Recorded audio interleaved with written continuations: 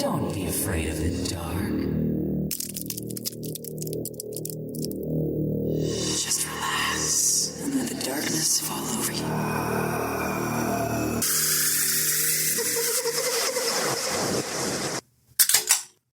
Welcome to Afraidish, a podcast where we take a deep dive into the history and paranormal while enjoying some tasty adult beverages. From ghost sightings to hauntings, urban legends and cryptids, let's get weird and afraid-ish together. Welcome to episode 34, the 5th of our Halloween series. Woo-woo! Yeah. How have we been? Fucking tired. Yeah.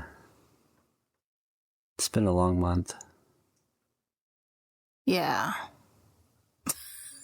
'Tis the season where every day at work is a heavy day. I'm sorry. It's fine. Yeah. You guys got hit with smart markets and yellow books today? We don't take ours out or yellow pages until next week because they're technically not. We're not supposed to deliver them until the last Tuesday or Wednesday of the month. But some people get them on Saturday, so okay, which is convenient. So we don't have to deliver them on Monday or whatnot. But we did have yellow pages, which who the hell gets phone books these days? I genuinely cannot remember the last time we got a phone book. It's insane. I literally delivered almost 700, at least 700, maybe 600 of those phone books today. Are they as thick as they used to be? No, I don't think so. They're just yellow pages, basically all businesses. Okay. So basically yellow pages. Okay. They don't do white pages anymore, I guess. Good. Yeah. Anyways, so this is the 5th out of... What, 7? 7? Yeah, because this week and then you do next week. And then you're doing a one on Halloween. Yeah. Halloween special. I am so happy that we have actually got these out on time. Yeah, me too. Yeah, I like it. And I hope everybody likes these episodes. It's a lot of work, but a lot of fun too, I think. I'm glad you think so. Yeah. So let's go ahead and get into this one. Alrighty. What are you drinking, by the way? Oh, I'm drinking a tropical cold punch beatbox, which is I already have had a half of one. Yeah. Drink the rest of one from last time. So. And I'm drinking a homemade margarita. Nice. It's basically lemon limeade that I made. Kind of like last time? Yeah, and the tequila añejo. Añejo. Yeah, I said it wrong last time. Años? Años. Well, I think I cut that part out of the episode. Yeah, I said años instead of añejo. And I didn't catch it to correct it. Anyways, so that tequila is really good, but very, Tequila-y. Well, I was going to say, whiskey strong. It burns like whiskey. Yeah. Like you said, yeah. Yeah, it burns like whiskey going down. I think it's the aging process. Yeah, it's really good, though. Here are 5 fun facts about urban legends. Ooh. Yeah. 5 fun facts. Number 1, urban legends are a form of contemporary folklore reflecting the fears, anxieties, and social concerns of a popular culture or community. They often contain a cautionary or moral elements. Okay. Number 2. Were you waiting at me to respond? Number 2, urban legends can adapt to fit different contexts, locations, or technologies. For example, an urban legend may evolve from a haunted house story to a haunted website or app story as technology advances. Yes. It's pretty cool. I know there were several whenever the internet got really started back in the 90s. You remember email forward this to 7 people or you'll die. Yeah. That's That was ridiculous. I still donate to princes, so it's okay. Yeah. Yeah. Number 3. Legend tripping refers to the act of visiting locations associated with urban legends. Urban legends? Yep. Or other folklore to experience the thrill or confirm the story's authenticity. Yeah. This practice is popular among thrill seekers and folklore enthusiasts. It's also usually illegal because a lot of these places are private property. Yeah. And sometimes dangerous. So don't go trespassing. No Get trespassing. permission if you can. Or just don't go. Yeah. Anyway. Number 4. Scholars study urban legends as a form of folklore and cultural expression. Folklorists analyze their themes, transmission, and impact on society to better understand human behavior and beliefs. Yes, there is a podcast that I don't listen to so much anymore for literally no reason. But one of the hosts is basically a folklorist. It's the New World Witchery podcast. You remember when I used to listen to that podcast a lot? I think so. Yeah. Well, one of the hosts is that's what he does for, like, he studies folklore and, That's cool. there's a word for it. I can't pick it out of my brain at this exact moment. And it's going to drive me crazy. I don't know. Something, anyway. I don't know. But, like, memes are basically a form of, like, modern folklore. Yeah, I can see that. It's what's going on. It's what's hot in the culture at the time. Yeah. That's pretty cool. Yeah, I want to start listening to the podcast Lore, because they basically made it into a series on TV. They made a podcast into a series? I think so, yeah. Well, based on the podcast, yeah. Wow. It's called Lore. Yeah. Okay. Anyways. Anyway. Number 5. Urban legends have inspired numerous movies, TV shows, books, and games.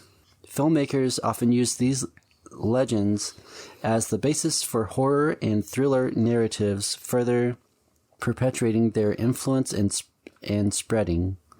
Just like one of my favorite franchises, Urban Legend's Final Cut, and Urban Legends Bloody Mary. The first two are really good, I think.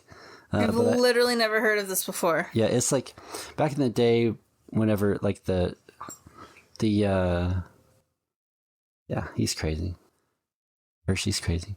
Anyways, back in the early aughts, when the teenage movies came out. Do you know what I'm talking about? I know what a teen movie is. Well, these are basically like that, but like Final Destination type? Yeah, kind of, yeah. Scream? Yeah, but this is basically based on urban legends. Okay.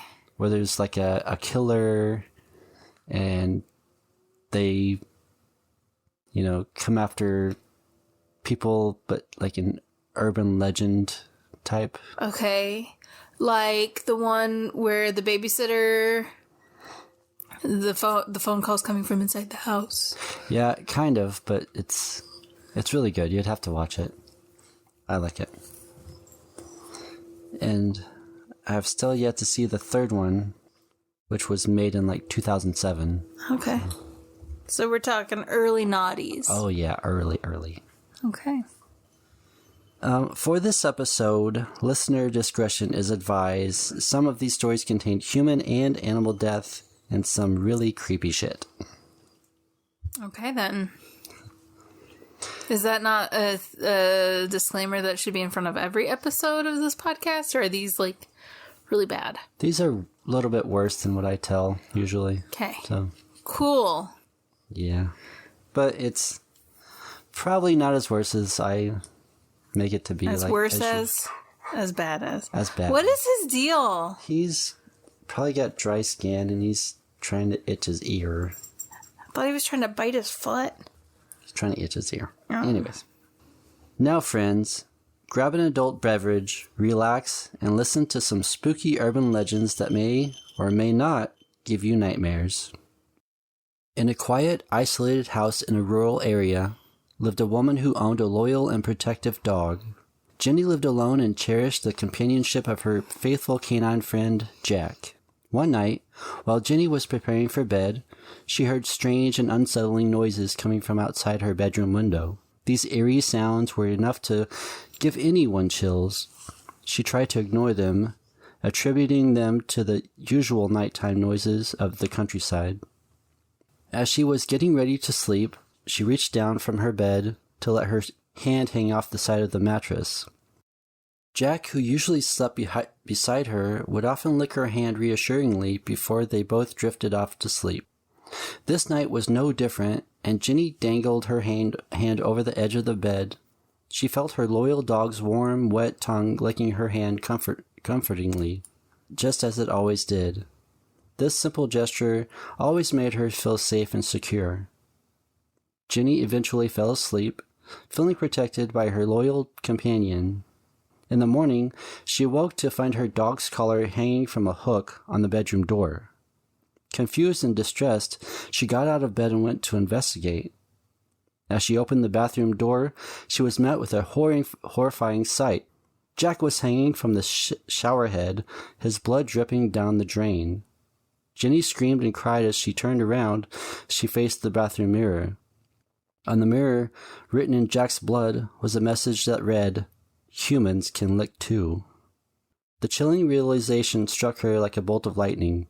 The comforting licks that had licked her hand during the night had not belonged to her loyal dog, but to an intruder who had been hiding in her home. The story serves as a cautionary tale about the importance of being cautious, especially when we assume the safety of familiar routines. It taps into the fear of the unknown and the vulnerability of being alone at night, making it a classic and unsettling urban legend. Yeah, I didn't like that. Yeah, that's gross. No, I don't like that. I'm sorry. That's okay. Next story, please. In a small village in Mexico, there lived a beautiful woman named Maria. Maria was known throughout the village for her stunning looks and enchanting beauty. She caught the eye of a wealthy and handsome young man, and they fell deeply in love. The couple got married and had 2 children. However, as time passed, the young man began to lose interest in Maria. He started to neglect her and spend more time away from home. Maria grew increasingly desperate for his love and attention, feeling lonely and isolated in her own home. One fateful day, while walking by the river with her 2 children, Maria saw her husband with another woman. Consumed by jealousy and rage, she couldn't bear the betrayal. In a fit of madness and despair, she took her children to the river and drowned them in a fit of insanity, hoping that by doing so, she could win back her husband's love. But it was too late. Realizing the horror of what she had done, Maria was devastated. She wandered into the riverbanks, crying and screaming for her lost children. Days turned into nights, and she refused to eat or sleep, consumed by her grief and guilt. Eventually, she died from her sorrow, but her restless spirit wandered the earth, searching for her lost children. According to the legend, La Llorona can still be heard at night, weeping for her children and lamenting her actions. It is believed that encountering La Llorona is a sign of misfortune, and she may even try to abduct wandering children, mistaking them for her own. To this day, the legend of the La Llorona serves as cautionary tale warning children not to go out at night near rivers or disobey their parents for fear of encountering La Llorona and suffering a fate similar to hers. I've heard that one before. Yeah, it's pretty wild. These stories are pretty wild. Yeah. One night, John was driving alone in a deserted road. It was dark and the weather was eerie, with a thick fog rolling in. As he drove, he noticed a young woman standing by the side of the road, her thumb outstretched, hitchhiking. Feeling sympathetic and wanting to help, He pulled over to offer her a ride. The young woman climbed into the car, politely introduced herself. She mentions that she needed to get to a specific destination, so they engaged in conversation as they drove. As they chatted, John noticed that she seemed quite distant and melancholic. He tried to make small talk to lighten the mood, but she remained somewhat reserved. After a while, they arrived at the designated location. The young woman thanked John and got out of the car, leaving something behind in the back seat. He noticed it was a jacket and called after her, but she had disappeared into the fog. Thinking she had accidentally left her jacket, he picked it up and headed to the address she had provided. When he arrived, an older woman greeted him. He showed her the jacket and explained what had happened. The older woman's face turned pale as she recognized the jacket, but she informed John that the young woman he had picked up was her daughter, who had passed away in a car accident that very spot years ago. Shaken and confused, John realized he had encountered a ghostly hitchhiker. The jacket was a keepsake from her mother, left in the car as a token of her presence. John then understood that he had given a ride to a ghost. The vanishing hitchhiker serves as a cautionary tale about picking up strangers and the potential consequences of doing so, as well as a reminder of the mysterious and unexplained events that occur on a dark and isolated road. Mm-hmm.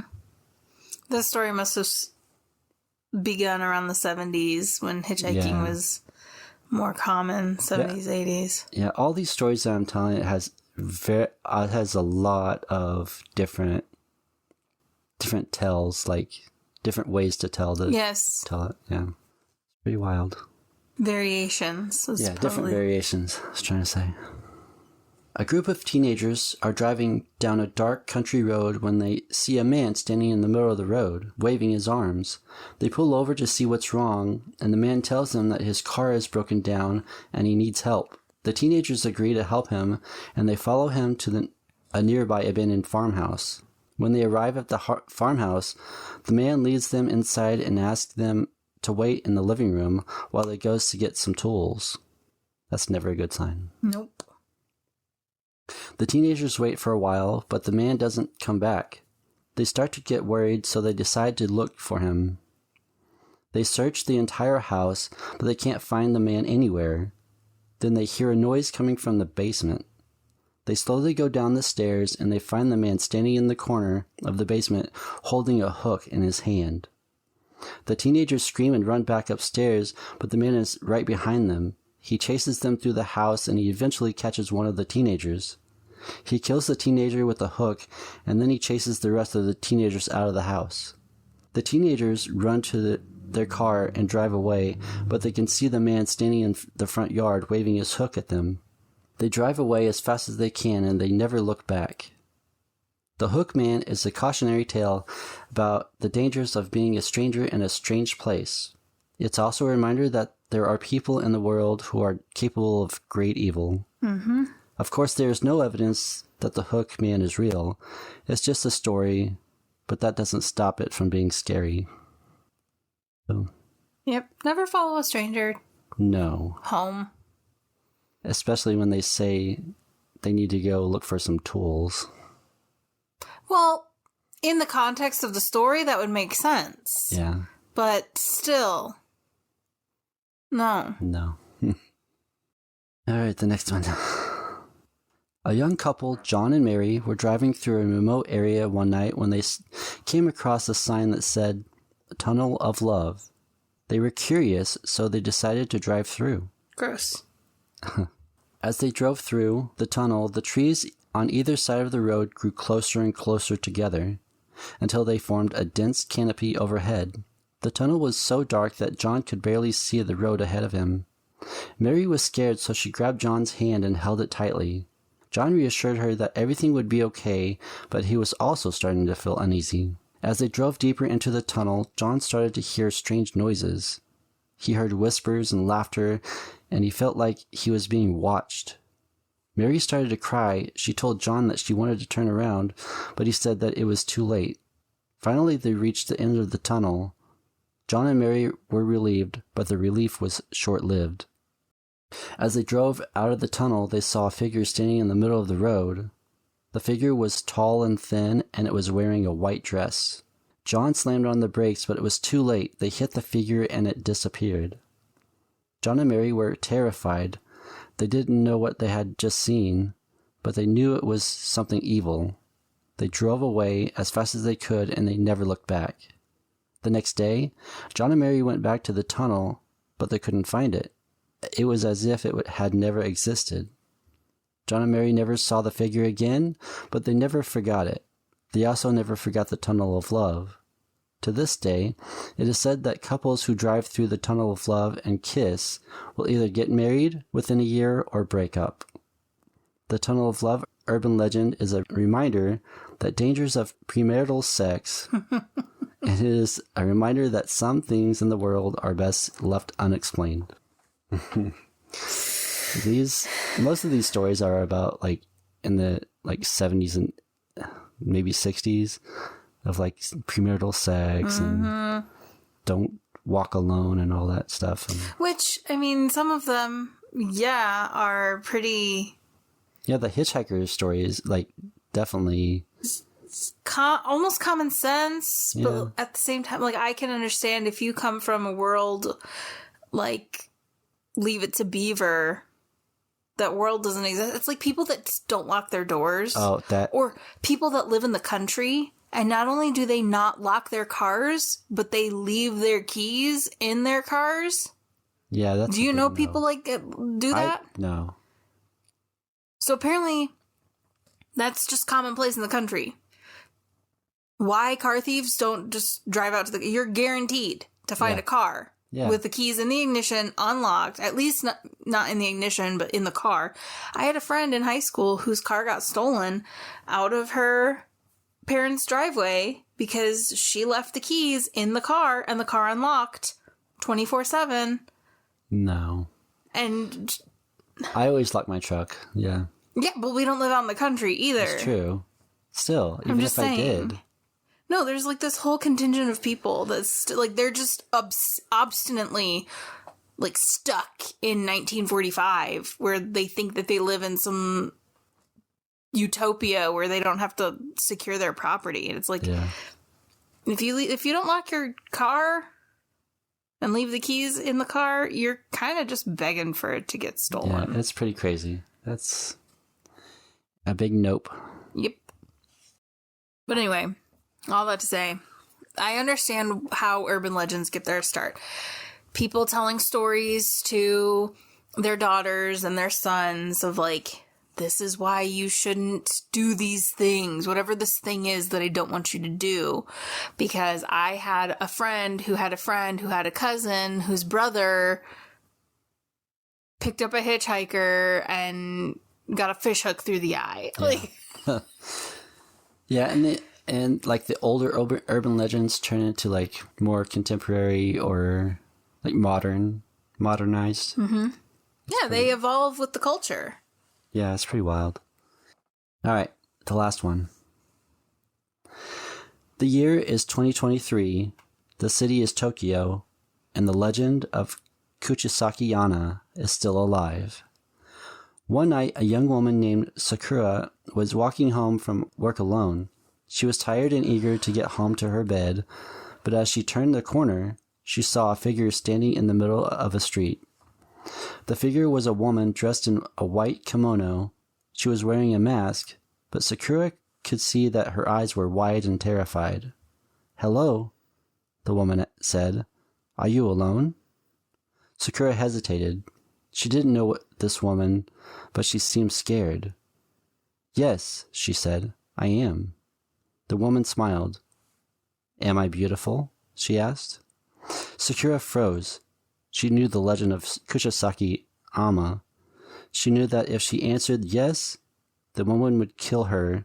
If she answered no, the woman would also kill her. Sakura took a deep breath. "You're average," she said. The woman's smile faded. She reached up and slowly removed her mask.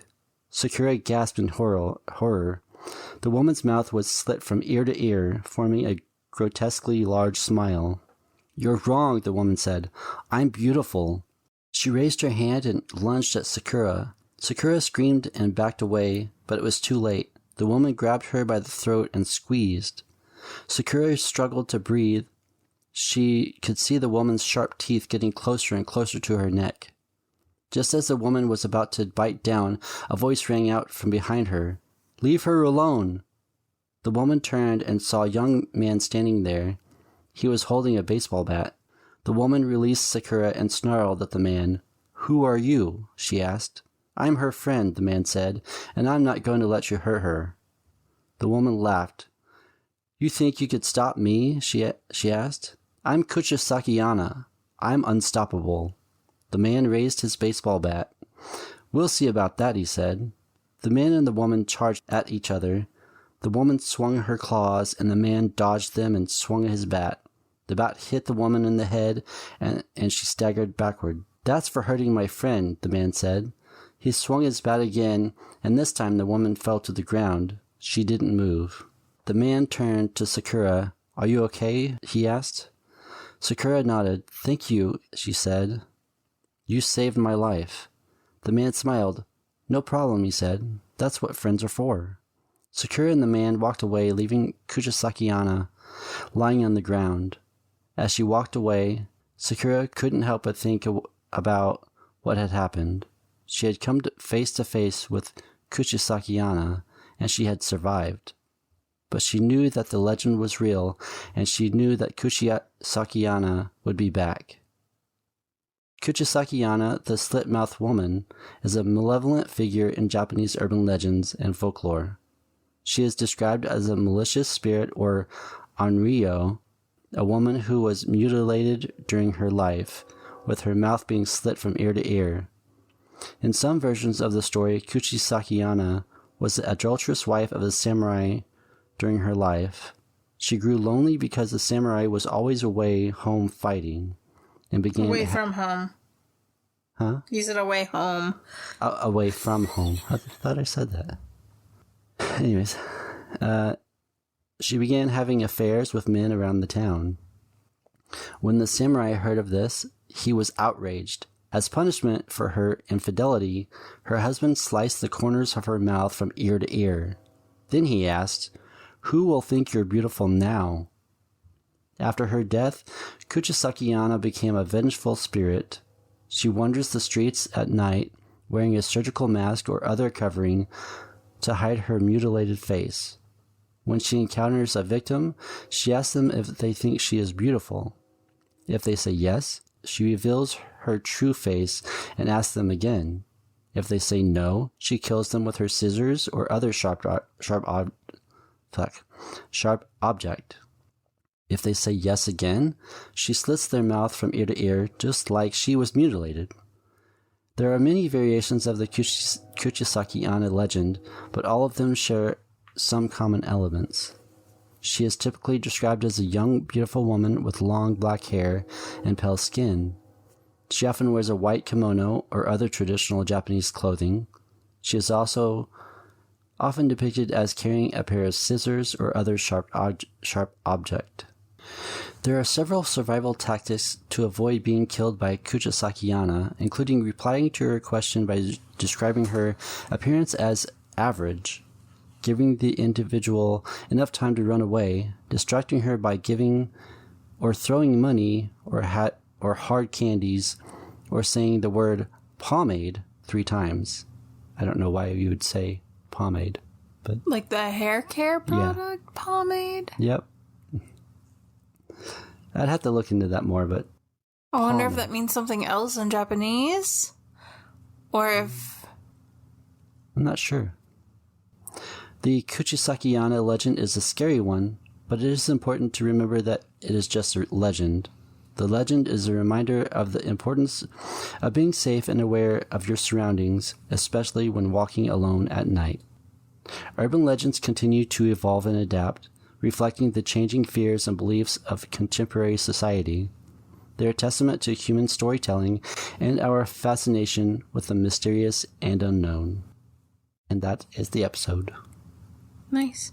Yeah. Yeah, you shouldn't have led with that first one. Sorry. I'm not kidding. That literally ruined my night. I'm sorry. It's fine.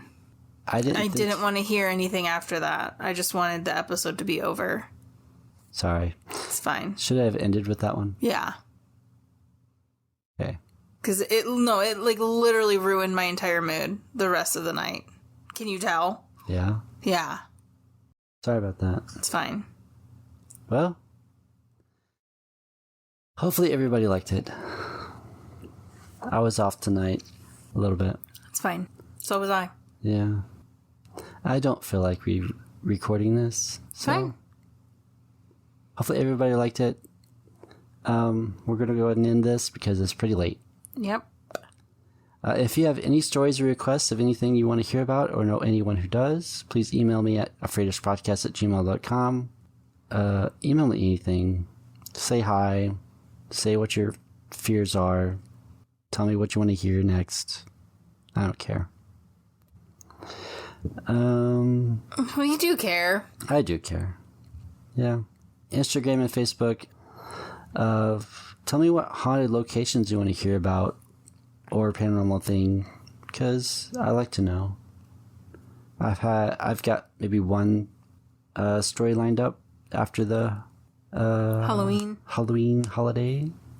All the links will be in the show notes. I have this on YouTube as audio but not video.